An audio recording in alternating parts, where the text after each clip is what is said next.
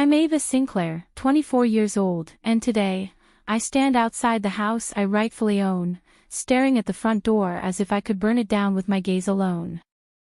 Just weeks ago, I lived here, until my mother, my stepfather, and his 2 children decided they had no more use for me.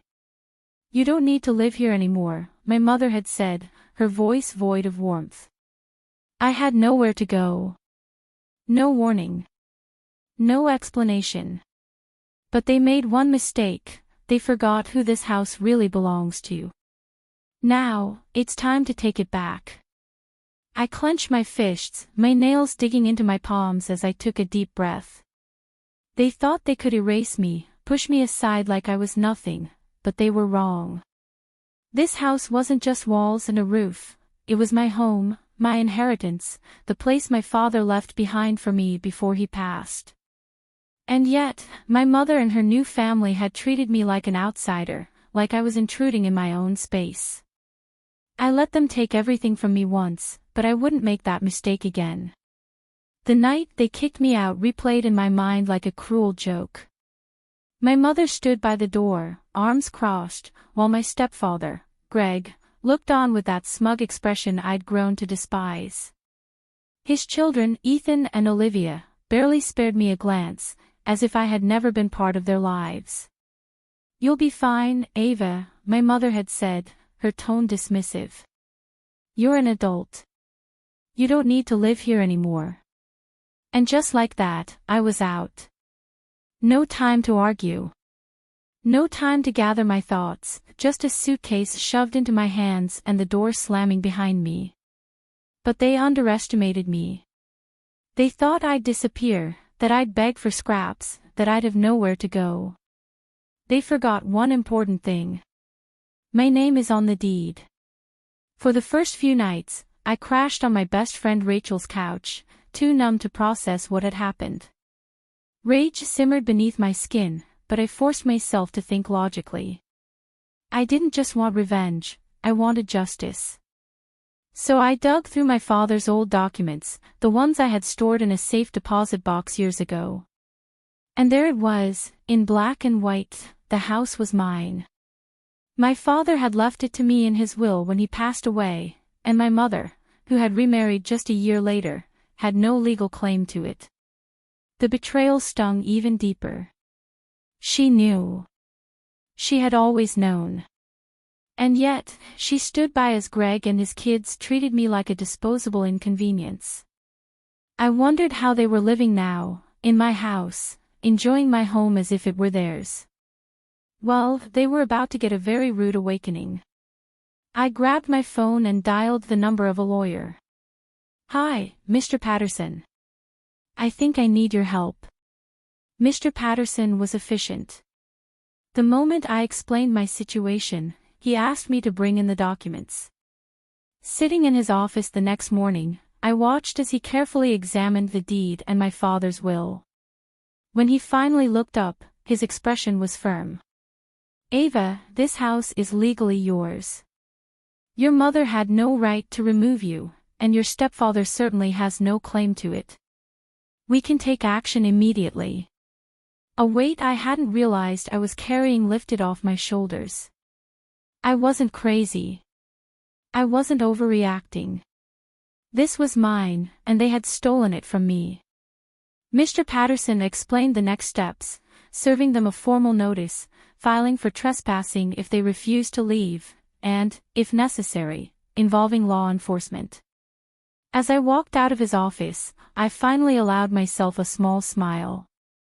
They thought they had won, that I was powerless. But they were about to learn that I wasn't the scared little girl they had tried to push around. This time, I was in control. I wasted no time. With Mr. Patterson handling the legal process, I focused on preparing for the inevitable confrontation. I imagined the shock on their faces when they realized they weren't untouchable, that I wasn't just going to fade away. 2 days later, the official eviction notice was served. I pictured my mother's reaction, her carefully composed facade cracking, Greg's arrogance faltering, and Ethan and Olivia finally realizing they weren't as entitled as they thought. The thought fueled me as I drove past the house that was still mine, scanning the windows, wondering if they were already panicking inside. That evening, my phone rang. It was my mother. "Ava," she started, her voice unusually soft. "We need to talk about this." I almost laughed. Now she wanted to talk. After throwing me out like trash. I tightened my grip on the phone. "There's nothing to talk about, Mom. You made your choice. Now it's time for you to face the consequences." Silence stretched between us. Then, she sighed. "You don't understand." I understand perfectly," I cut in. "You thought I wouldn't fight back. You thought you could take what's mine. But you were wrong." She exhaled sharply, frustration leaking into her voice. "Ava, you don't have to do this." "Oh, but I do," I said coldly. "You made sure of that." And then, before she could say another word, I hung up. The next morning, I stood outside my house, watching as Greg stormed out the front door, waving the eviction notice like it was some kind of mistake. His face was red with fury, his voice dripping with the entitlement I had come to expect from him. "You can't just kick us out, Ava," he barked. "We live here." I smiled, tilting my head slightly. "Oh, Greg, let's get one thing straight. You lived here." Past tense. "But this house. It was never yours." Behind him, my mother appeared, her expression carefully neutral, but I caught the flicker of desperation in her eyes. She had always been good at pretending, at twisting situations to suit her needs. I raised my coffee cup in a mock toast. To the woman who traded her daughter for a man who never deserved her loyalty. Hope it was worth it. "Ava, please," she started, her voice almost gentle. "Almost. Can we talk about this inside?" I let out a soft laugh. "Inside? You mean in my house? The one you threw me out of without a second thought?" I took a step forward, my confidence unwavering. "No, Mom. You made your bed. Now pack it up and take it with you." Ethan and Olivia lingered in the doorway, watching the scene unfold, their smugness from weeks ago completely gone. They looked to their father, to my mother, as if waiting for them to fix this. But there was no fixing it. Not this time.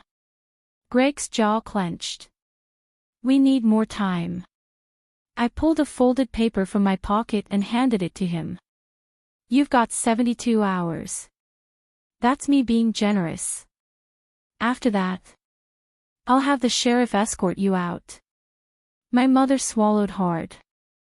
I could almost see the gears turning in her head, searching for a way to manipulate me, to guilt me. But I was done playing the fool. Lifting my cup once more, I smiled. To the lessons we learned too late. Cheers, Mom. And with that, I turned and walked away. I didn't look back as I headed to my car, but I could feel their eyes burning into my back. Let them watch. Let them stew in the reality they had created for themselves. They had taken everything from me without a second thought, never expecting that I'd fight back. But now they knew better. That evening, as I sat on Rachel's balcony with a glass of wine in hand, I let out a slow breath. The sky was painted in soft hues of pink and gold, the kind of sunset that made everything feel calm. But inside, I was still buzzing with adrenaline. 3 more days, and they would be gone. 3 more days, and I would walk back into my home, reclaiming what was mine. Rachel clinked her glass against mine, grinning. "To overdue victories," she said. I smirked, raising my glass slightly higher. "And to mothers who should have loved their daughters but chose a man instead.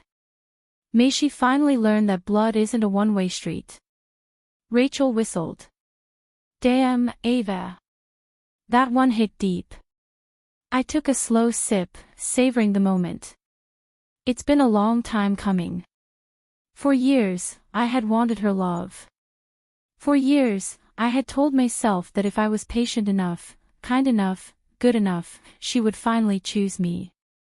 But now, I saw the truth. I had spent my whole life waiting for something that was never going to happen.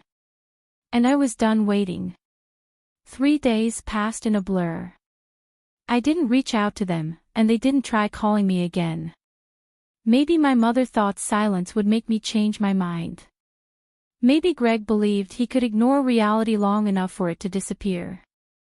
But reality came knocking at exactly noon, in the form of a sheriff's deputy standing at their front door. I arrived just as the movers were finishing up, watching from the sidewalk as my mother, Greg, and his children stood outside with their remaining belongings scattered across the lawn.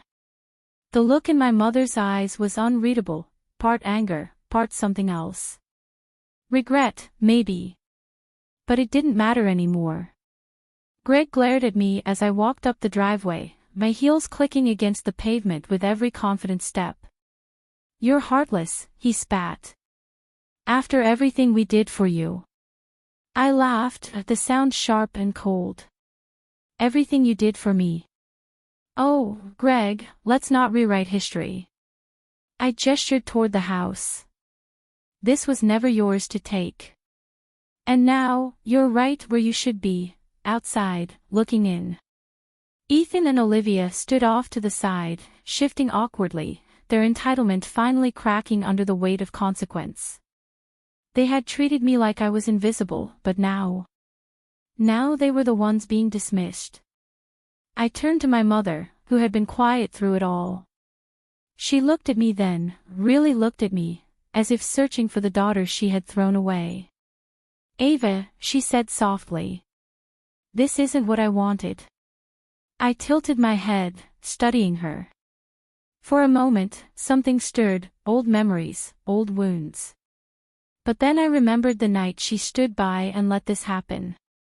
The way she didn't fight for me. And just like that, the last fragile thread between us snapped. I smiled, slow and deliberate, lifting the keys in my hand. To mothers who only realize what they've lost when it's too late. Cheers. And with that, I walked inside and shut the door behind me. For the first time in a long time, I was home.